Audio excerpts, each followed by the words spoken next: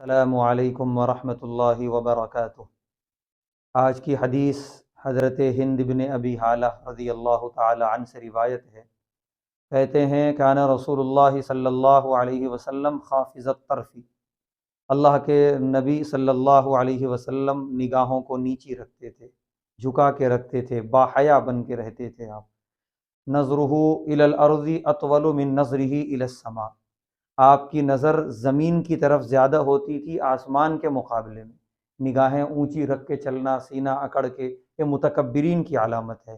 آپ نگاہیں پست رکھتے تھے، اور آپ کی نگاہ کا یہ عالم کہ جل نظرہ الملاحظہ، آپ کی نگاہ اکثر ملاحظے کی ہوتی تھی۔